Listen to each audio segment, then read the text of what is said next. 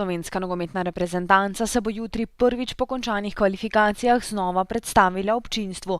Pred novim ciklom izbrano vrsto čaka še nekaj prijateljskih tekem, s pomočjo katerih se bo lahko mirno pripravila na obračune, ko bo šlo za točke.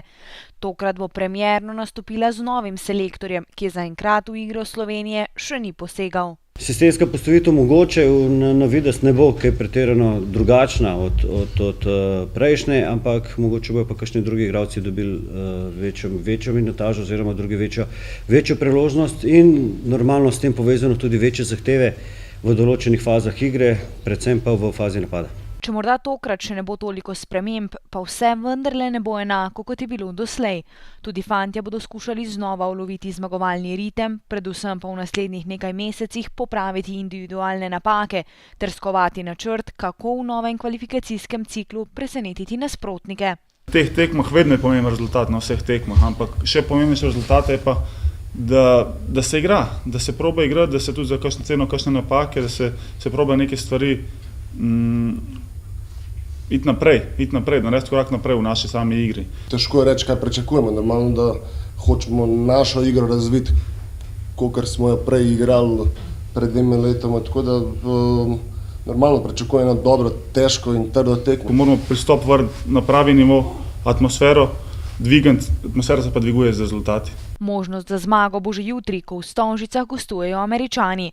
Slovenija jim je en polčas tekme v Afriki že bila kos, pa jim bo lahko celotnih 90 minut.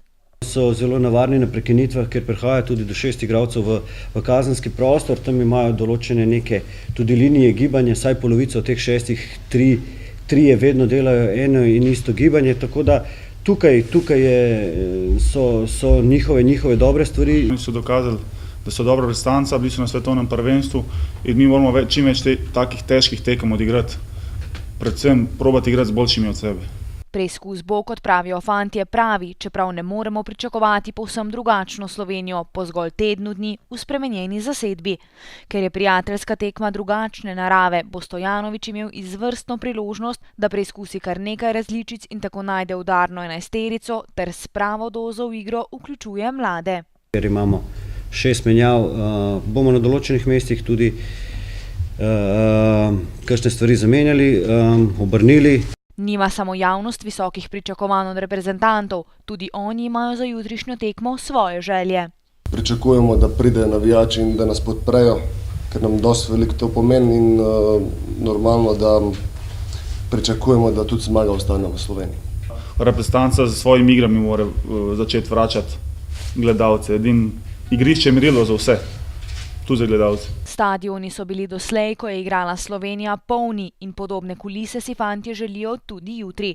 Pomembno se je zavedati, da k zmagi pripomore tudi bučno spodbujanje s tribun, ki nasprotnika nemalokrat potegne nekoliko nazaj, kar pa so reprezentanti vedno znali izkoristiti. Jutrišnja tekma bo dala tudi prve odgovore o tem, kakšno Slovenijo lahko pričakujemo v prihodnje. Vesel vse, kar sem videl v tem tednu in nestrpno čakam tekmo jutri v Stožicah. Če bo izbrana vrsta na zelenici dala vse od sebe, je prav, da jo podprejo tudi navijači. Samo s skupnimi močmi se Slovenija lahko vrne tja, kjer je že bila.